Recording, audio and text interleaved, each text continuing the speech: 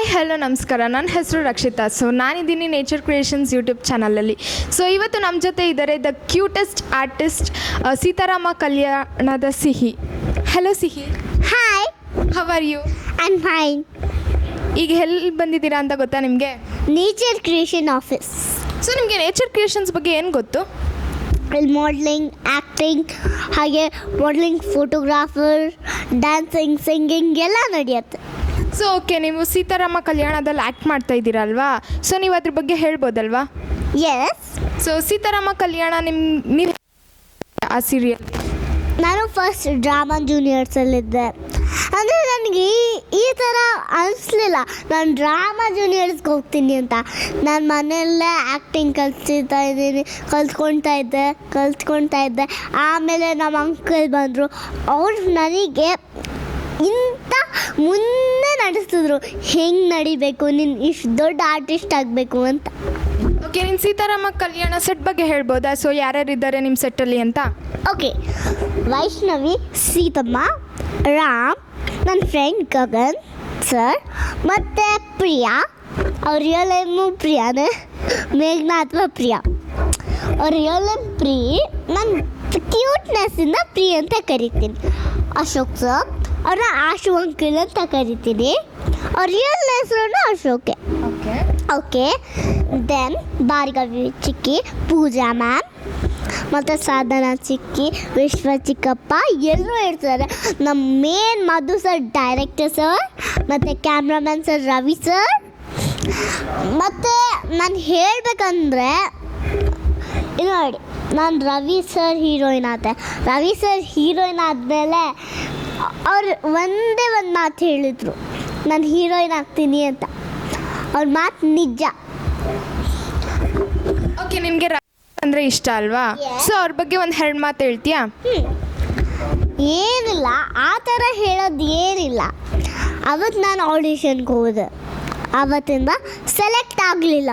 But ಆದರೂ ನಾನು out ಆಗ್ತಿದ್ದೆ ಅಲ್ವಾ, ಆಗ ಅವ್ರು ಹೇಳಿದ್ರು ನೀನು ಇಲ್ಲೇ ಇರ್ತೀಯ ಅಂತ, ಡ್ರಾಮಾ ಜೂನಿಯರ್ಸಲ್ಲೇ ಇನ್ನೂ ಕೆಲಸ ಮಾಡ್ತೀಯಾ ಅಂತ. ಆಗ ನಂಗೆ ತುಂಬ ಖುಷಿ ಆಯಿತು.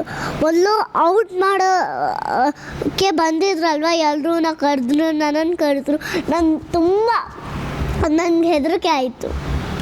ನಿಂಗೆ ರವಿ ಸರ್ ಅಂದರೆ ಎಷ್ಟು ಇಷ್ಟ? ಎಷ್ಟಂದರೆ ತುಂಬ ಇಷ್ಟ.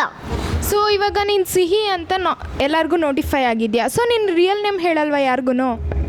My name is Ritu, RITU, R capital.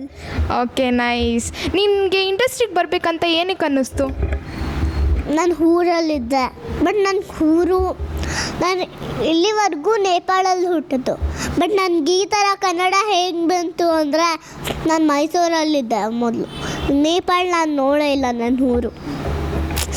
But ನಾನು ಇಲ್ಲಿಗೆ ಯಾಕೆ ಬರೋಕ್ಕೆ ಇಷ್ಟ ಆಯಿತು ಅಂದರೆ, ನಾನು ನೋಡಬೇಕಿತ್ತು ಮೈಸೂರ್ದು ಈ ವರ್ಲ್ಡ್ ಹೇಗಿರುತ್ತೆ, ಎಲ್ಲ ಜಗತ್ತು ಹೇಗಿರುತ್ತೆ.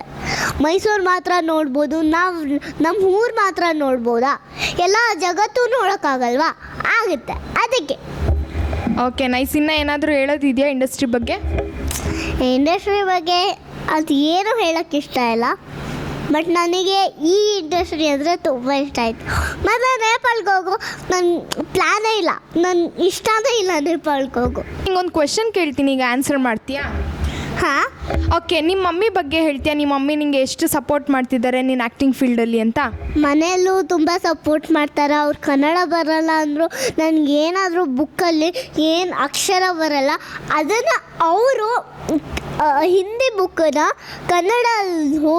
ಹಿಂದಿ ಓದಿ ಕನ್ನಡ ಅಲ್ಲಿ ಅರ್ಥ ಮಾಡಿಸ್ತಾರೆ.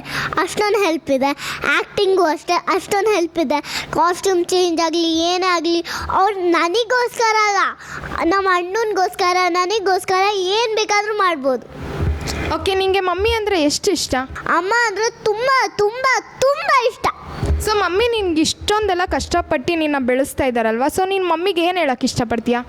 I love you mom. So cute. Okay, ಲಾಸ್ಟಲ್ಲಿ ನೇಚರ್ ಕ್ರಿಯೇಷನ್ಸ್ ಬಗ್ಗೆ ಹೇಳ್ತೀಯಾ ಈಗ? ಶ್ಯೂರ್. ನೇಚರ್ ಕ್ರಿಯೇಷನ್ ಅಂದರೆ ನಿಮ್ಗೆ ಯಾರು ಇಂಟ್ರೆಸ್ಟ್ ಇದೆಯೋ ಇಲ್ಲ ಆ್ಯಕ್ಟಿಂಗ್ ಮಾಡಲಿಂಗ್ ಎಲ್ಲನೂ ನಡೆಯುತ್ತೆ. ಸಿಂಗಿಂಗ್ ಮತ್ತು ಮಾಡಲಿಂಗ್ ಫೋಟೋಗ್ರಾಫರ್ ನಡೆಯುತ್ತೆ. ನಿಮಗೆ ಇಂಟ್ರೆಸ್ಟ್ ಇದೆ ಪ್ಲೀಸ್ ಬನ್ನಿ. ನಮ್ಮ ನಂಬರ್ನ ಮೆನ್ಷನ್ ಮಾಡಿದ್ದೀನಿ. Thank you.